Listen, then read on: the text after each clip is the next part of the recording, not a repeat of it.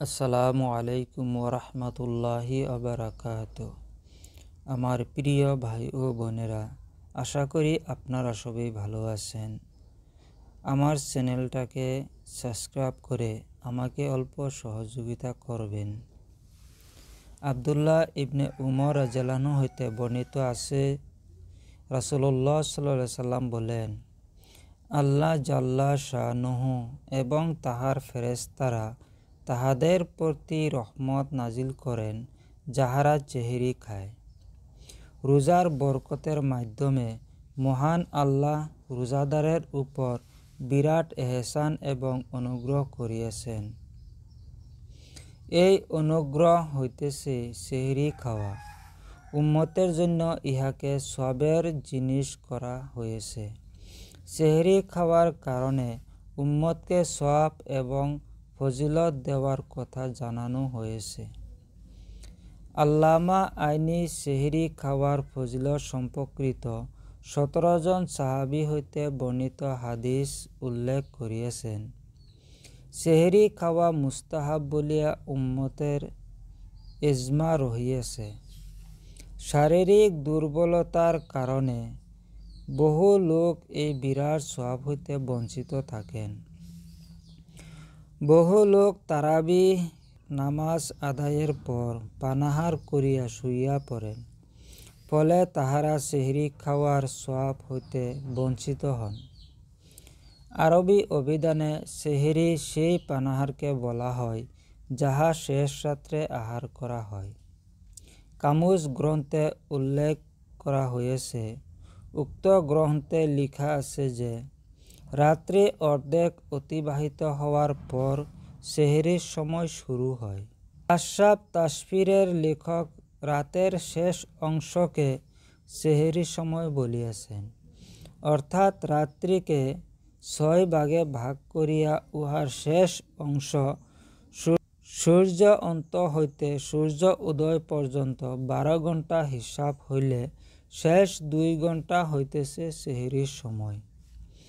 এই সময়ের মধ্য ও শেষ দিকে খাওয়া উত্তম, তবে এতটা দেরি করা যাবে না যে রোজা সন্দেহজনক হইয়া পড়ে। বহু সংখ্যক হাদিসে সেহরির ফজিলত বর্ণনা করা হয়েছে। রাসূল সাল্লাল্লাহু আলাইহি সাল্লাম বলেন, আমাদের এবং আহলে কিতাব অর্থাৎ ইহুদি নাসারাদের রোজার মধ্যে পার্থক্য হইতেছে সেহরির। আমরা সেহরি খাই, কিন্তু তাহারা সেহরি খায় না।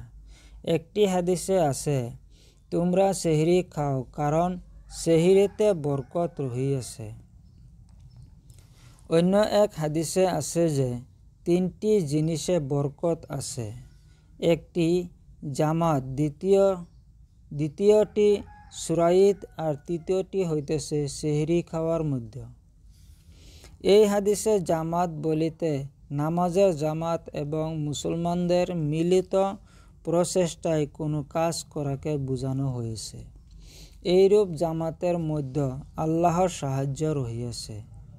সুরাইত গোশত রুটির তৈয়ারি খাবারকে বলা হয়। এই খাবার খুবই সুস্বাদু হইয়া থাকে। তৃতীয় সেহরি। রাসূল সাল্লাল্লাহু আলাইহি সাল্লাম কোনো সাহাবীকে তাহার সহিত খাবার খাইতে আহ্বান জানাইলে বলিতেন, এসো, বরকতের খাবার খাও। একটি হাদিসে আছে যে সেহরি খাইয়া রোজার শক্তি অর্জন কর, দুপুরে ঘুমাইয়া শেষ রাতে উঠার কাজে সাহায্য নাও। হযরত আবদুল্লাহ ইবনে হারেস রাদিয়াল্লাহু আনহু একজন সাহাবী হইতে বর্ণনা করেন যে আমি হুজুর সাল্লাল্লাহু আলাইহি সাল্লামের নিকট তাহার সেহরি খাওয়ার সময় হাজির হইলাম। তিনি বলিলেন, ইহা বরকতের জিনিস, আল্লাহ তোমাদেরকে ইহা দান করিয়াছেন, ইহা ত্যাগ করিও না। রাসূল সাল্লাল্লাহু আলাইহি সাল্লাম বিভিন্ন হাদিসে সেহরি খাওয়ার জন্য তাকিদ দিয়েছেন। তিনি বলেন, যদি অন্য কিছু না খাও, কমপক্ষে একটি খেজুর এবং 1 গ্লাস পানি খাও। রোজাদারের এই বিশেষ সুযোগ হইতে উপকৃত হওয়া আবশ্যক। সেহরি খাওয়াতে নিজের শারীরিক শান্তিও হবে, আবার অতিরিক্ত সবও পাওয়া যাইবে। তবে বাড়াবাড়ি করিতে নিষেধ করা হয়েছে। এত বেশি খাওয়া যাবে না, যাহাতে এবাদতে বিঘ্ন ঘটে। দিনভর ডেকুর তুলিতেই কাটিয়া যায়। উপরোক্ত হাদিসেও সেদিকে ইশারা করা হয়েছে, অর্থাৎ একটি খেজুর অথবা এক চুমুক পানি পান করতে বলা হয়েছে। অন্য হাদিসে অধিক আহার করিতে নিষেধ করা হয়েছে। হাফেজ ইবনে হাজার বুখারী সরাগ্রন্থে লিখিয়েছেন, সেহরির বরকত বিভিন্ন কারণে রহিয়াছে। আহলে সুন্নত আহলে কিতাবদের বিরোধিতা করিয়েছে, কেননা আহলে কিতাব অর্থাৎ ইহুদি নাসারাগণ সেহরি খায় না।